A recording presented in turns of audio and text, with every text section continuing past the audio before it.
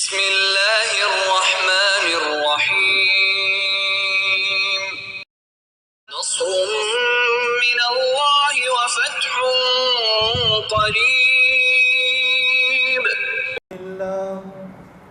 الحمد للہ وکفى وسلام علی عباده الذین اصطفى اما بعد فأعوذ بالله من الشيطان الرجيم بسم الله الرحمن الرحيم وله الكبرياء في السماوات والأرض وهو العزيز الحكيم قال رسول الله صلى الله عليه وسلم الكبرياء ردائي والعظمة إزاري فمن نازعني منهما واحدا قذفته في النار صدق الله العظيم وصدق رسوله النبي الكريم ونحن على ذلك لمن الشاهدين والشاكرين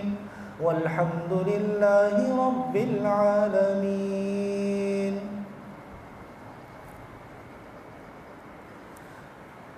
محترم سامعین،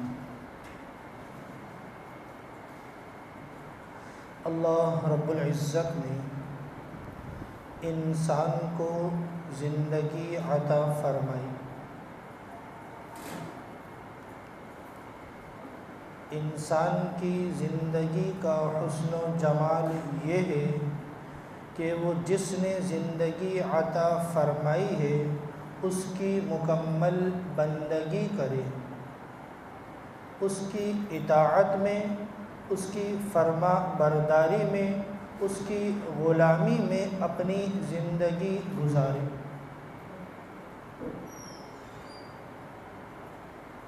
اس لیے کہ اللہ رب العزت نے بندوں کو زندگی عطا فرمائی ہے، اور اللہ رب العزت نے ساری انسانیت سے خطاب فرمایا، اور خطاب فرما کر یہ ارشاد فرمایا یا ایھا الناس انتم الفقراء الی اللہ. یا ایھا الناس، اے لوگو، انتم الفقراء الی اللہ، تم سارے کے سارے میری ذات کے محتاج ہو. یا ایھا الناس، اے لوگو، انتم الفقراء، تمہاری زندگی ایسی ہے کہ تم فقیر ہو، تمہاری کوئی حیثیت نہیں، تمہارا کوئی ذاتی کمال نہیں، تمہارا کوئی ذاتی مرتبہ، عہدہ اور منصب نہیں. الی اللہ، تم سارے کے سارے میری ذات کے محتاج ہو. زندگی، موت، صحت، بیماری، نفع نقصان، یہ سب کچھ اللہ کے ہاتھ میں ہے. اللہ مالک الملک ہے، اللہ قادر مطلق ہے، وہ مسبب الاسباب ہے. وہ جو چاہتا ہے کرتا ہے، کرنے میں اس کو کسی چیزوں کی ضرورت نہیں، لیکن بندے، مخلوق، انسان، میں اور آپ اس کے محتاج ہیں. تو جو محتاج ہوتا ہے اس کو اپنی بڑائی ظاہر کرنے کی کوئی ضرورت نہیں، اس کی اپنی کوئی بڑائی نہیں، اس کا اپنا کوئی کمال نہیں. یہ کمال اس رب کی طرف سے آتا ہے. اس رب کو یہ اختیار ہے کہ وہ بڑائی کی بات کرے، لیکن مخلوق کو یہ اختیار نہیں کہ وہ بڑائی ظاہر کرنے کی کوشش کرے.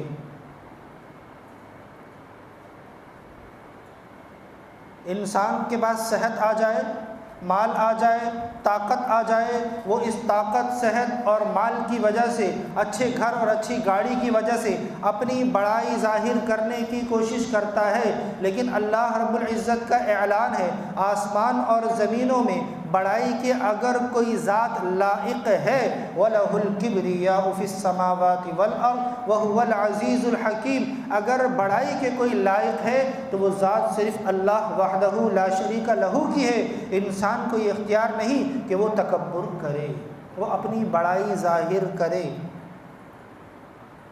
یہ نعمتیں جو ملی ہیں مال کی نعمت ہے، صحت کی نعمت ہے، اولاد کی نعمت ہے، اس میں انسان کا کوئی ظاہری کمال نہیں، یہ اللہ کی عطا ہے، یہ اللہ کی عطا ہے۔ اللہ جس کو چاہے دے، جس سے چاہے لے۔ ایک انسان کرائے کے گھر میں رہے، بہت شاندار گھر ہو، کرائے کے گھر میں رہتا ہے، وہ یہ بڑائی ظاہر کر سکتا ہے کہ میرا گھر اتنا شاندار ہے؟ لوگ کہیں گے تمہارا تو ہے ہی نہیں، کرائے کا ہے۔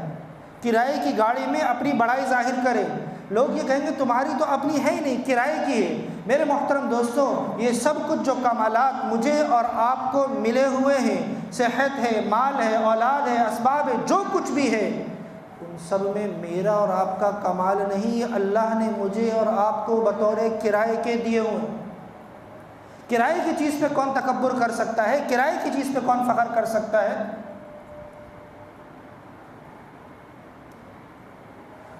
تو انسان کو یہ چاہیے کہ وہ عاجزی اختیار کرے۔ تکبر اللہ کو بالکل پسند نہیں ہے، تکبر اللہ کو بالکل پسند نہیں ہے۔ جناب رسول اللہ صلی اللہ علیہ وسلم نے فرمایا، اللہ رب العزت کا ارشاد ہے، الکبریاء ردائی، تکبر جو ہے، بڑائی جو ہے، وہ میری چادر ہے، والعظمت ازاری، اور عظمت جو ہے وہ میرا تہبند ہے، وہ میرے نیچے کا کپڑا ہے۔ تکبر اور عظمت اللہ کہہ رہے ہیں وہ میری چادر ہے، میری تہبند اور میری لنگی ہے۔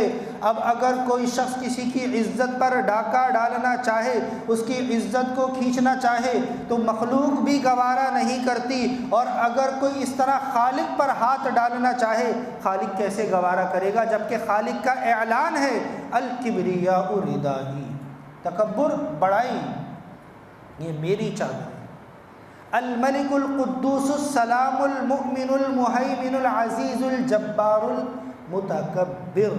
جہاں اللہ اپنی صفات کو ذکر کر رہے ہیں، وہاں اللہ اپنی صفت بلندی کو بھی ذکر کر رہے ہیں کہ بلندی، بڑائی یہ صرف اللہ رب العزت کے لیے، مخلوق کو اس میں اختیار نہیں ہے۔ بلکہ آگے فرمایا، فمن نازعنی منہما واحدا، اگر میری اس چادر کو کوئی کھینچنے کی کوشش کرے گا، اور کوئی بڑائی ظاہر کرنے کی کوشش کرے گا، کوئی تکبر کرنے کی کوشش کرے گا، قذفتہ فی النار، میں اس کو جہنم میں پھینک دوں گا، میں اس کو جہنم میں پھینک دوں گا۔ ایک حدیث میں آپ علیہ الصلوۃ والسلام نے فرمایا کہ تکبر کا ذرہ بھی اگر دل میں ہوگا، اللہ اس کو بھی جنت میں داخل ہونے نہیں دیں گے۔ ذرہ بھی اگر تکبر کا ہوگا، وہ جہنم میں جائے گا۔ تو جو صفت بندوں کی اللہ رب العزت کو پسند ہے، وہ ہے صفت عاجزی، وہ ہے صفت انکساری، کہ بندے عاجزی اختیار کریں، بندے تکبر نہ کریں۔ اللہ کو ایسے لوگ پسند نہیں ہیں۔ قوم عاد، جس کو اللہ رب العزت نے خوب طاقت عطا فرمائی تھی، قوم عاد اپنی طاقت میں ضرب المثل تھے، ایسی طاقت اللہ نے ان کو عطا فرمائی تھی، شاید ہی کسی کو ملی ہو ایسی طاقت۔ کیسی طاقت تھی؟ کھجور کے درخت کو ایک ہاتھ سے پکڑتے اور جڑ سمیت زمین سے اکھاڑ دیتے۔ یہ ناریل کے درخت ہمارے سامنے لگے ہوئے، اسی کے مشابہ کھجور کا درخت بھی ہے، اسی طرح کا ہوتا ہے۔ کوئی تصور کر سکتا ہے اس کو ایک ہاتھ سے زمین سے اکھاڑ دیا جائے؟ مشینیں منگوانی پڑتی ہیں اگر اس کو زمین سے اکھاڑنا پڑے۔ لیکن قوم عاد کو اللہ رب العزت نے ایسی طاقت عطا فرمائی تھی۔ قوم سمود کو اللہ رب العزت نے بہترین کاریگری عطا فرمائی تھی، بہترین انجینئرنگ عطا فرمائی تھی، پہاڑوں کو تراش کر اس میں گھر بنایا کرتے تھے، ایسی انجینئرنگ بہترین۔ لیکن ان کو اپنی طاقت پر اور ان کو اپنی انجینئرنگ پر، ہنر پر ناز تھا، تکبر تھا۔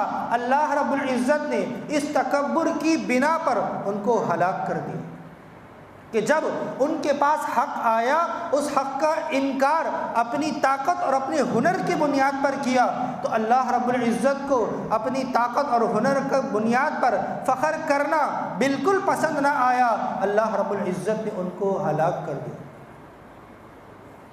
فَأَرْسَلْنَا عَلَيْهِمْ رِيحًا صَرْصَرًا، اللہ رب العزت نے قوم عاد کو ہلاک کرنے کے لیے ہوا کو بھیجا. ہوا آئی اور ان کو گھمایا ہوا نے. سخرها علیہم 7 لیال و 8 ایام، 8 دن اور 7 راتوں تک ہوا نے قوم عاد کے وہ طاقتور افراد جس کو اپنی طاقت پر ناز تھا، اللہ نے ان کو ہوا میں گھمایا. 8 دن اور 7 راتیں ہوا میں گھومتے رہے. فَتَرَى الْقَوْمَ فِيهَا صَرْعَىٰ كَأَنَّهُمْ أَعْجَازُ نَخْلٍ خَاوِيَةٍ، پھر لوگوں نے دیکھا وہ پڑے ہوئے تھے، ایسے بے جان ہو کر پڑے ہوئے تھے جیسے کوئی جان ہی نہ ہو. بھوس جیسے ہوتی ہے، بھوسے کی طرح پڑے ہوئے تھے، بالکل ان کے اندر کوئی حیثیت نہیں تھی جن کو اپنی طاقت پر ناز تھا.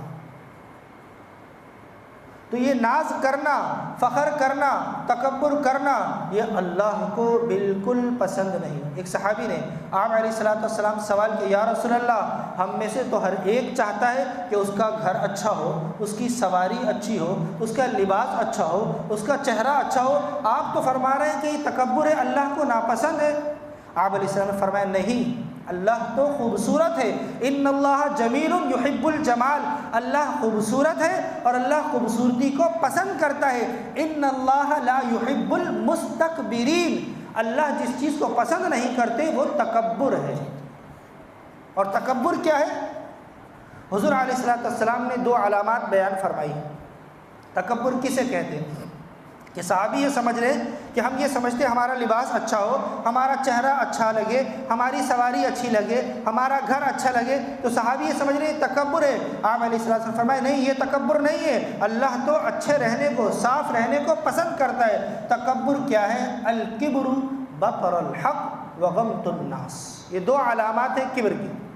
نمبر 1 بطر الحق، کہ حق کا انکار کرنا، حق کو جھٹلانا، حق کا انکار کرنا، واضح نشانیاں آنے کے بعد یہ تکبر ہے.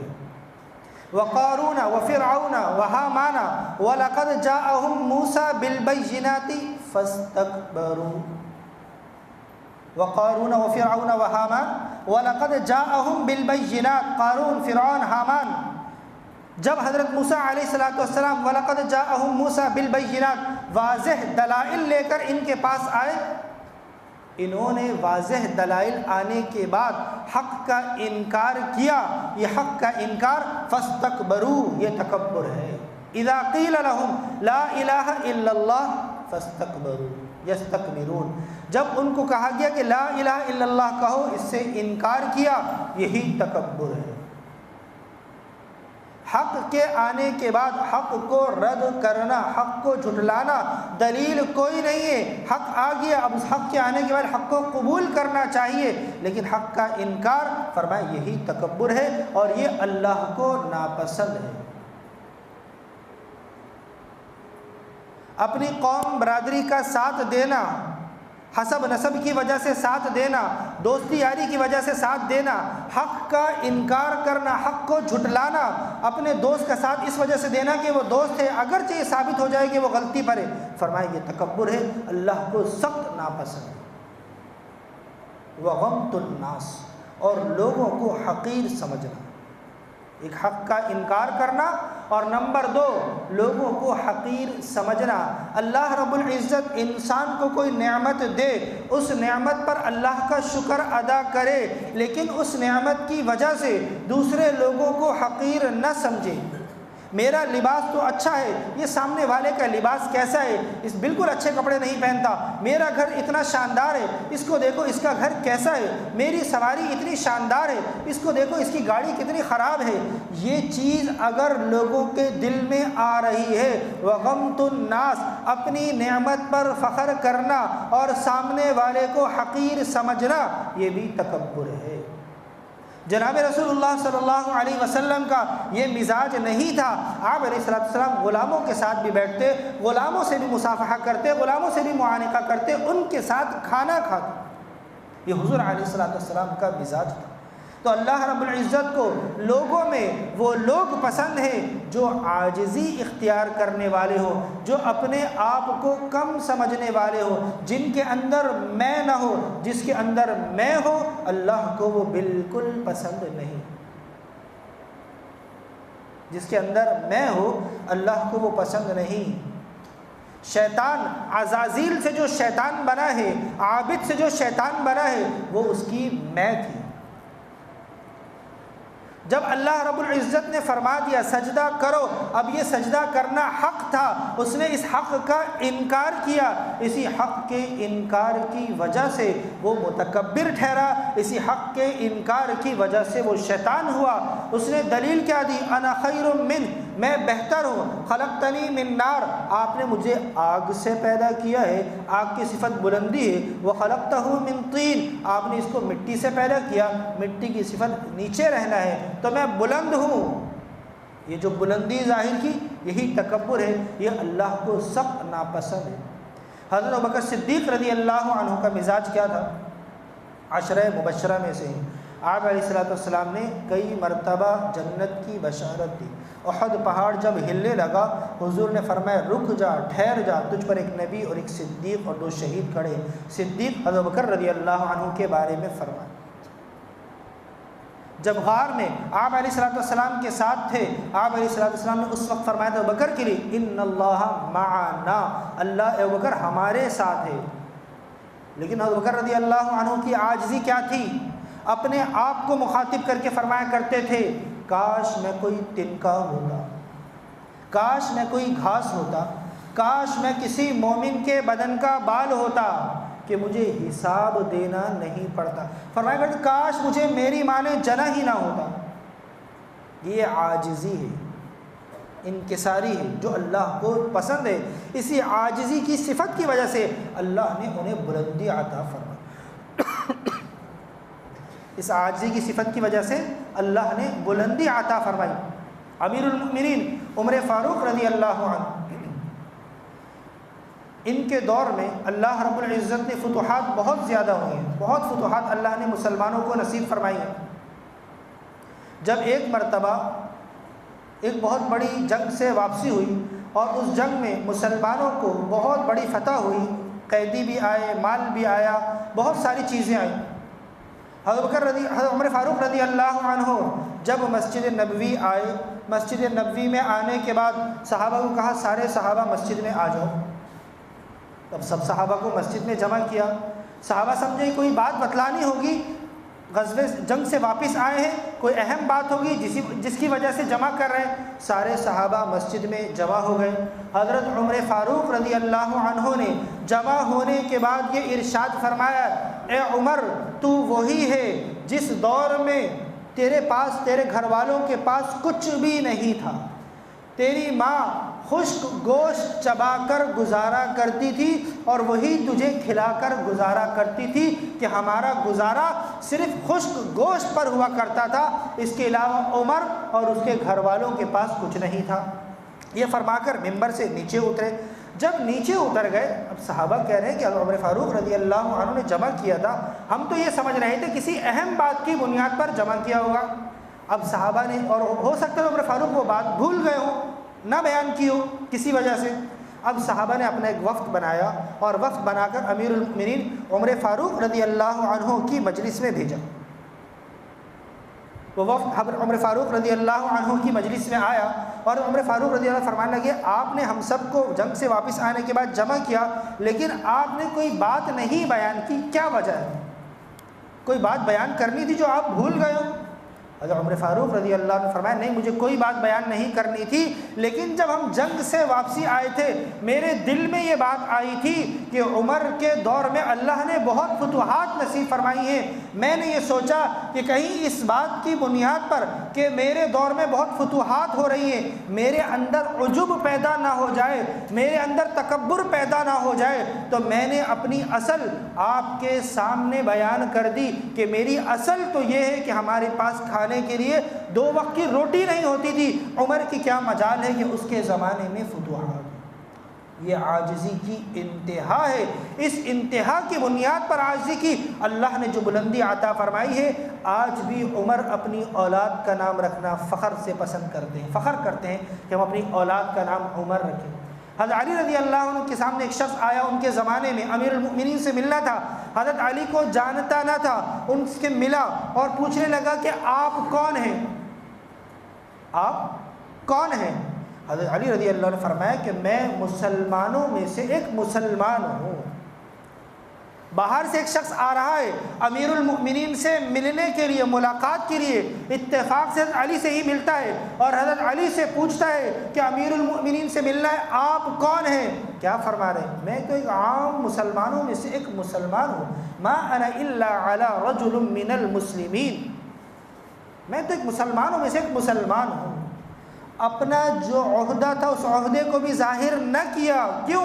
کہ میرے دل میں کوئی عجب، کوئی بڑائی میرے دل میں نہ آ جائے۔ آج ہمارے پاس تھوڑا سا عہدہ، علم آ جائے، مال آ جائے تو ہمارے اندر تکبر پیدا ہونے لگتا ہے۔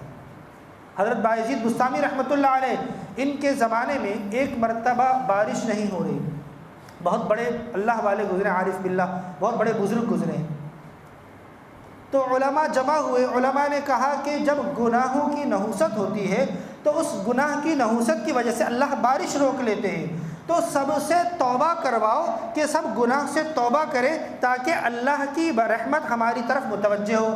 حضرت بایزید بستامی رحمۃ اللہ علیہ نے جب یہ بات سنی، وہ علاقہ چھوڑ کر جانے لگے۔ لوگ آئے کہ حضرت آپ کہاں جا رہے ہیں؟ فرمایا کہ علماء نے کہا ہے کہ گناہ کی نحوست کی وجہ سے اللہ بارش روک لیتے ہیں، تو میں ہی وہ گنہگار نہ ہوں جس کی وجہ سے بارش رکی ہوئی، اس لیے میں محلہ چھوڑ کر جا رہا ہوں۔ یہ عاجزی کی انتہا۔ شیخ سعدی رحمۃ اللہ علیہ فرمایا کرتے تھے جب اللہ کسی کو صحت دے، کسی کو مال دے، تو اس کو چاہیے اس پھلدار درخت کی طرح بن جائے، جب درخت کے اندر پھل آتا ہے تو وہ درخت جھکنے لگتا ہے۔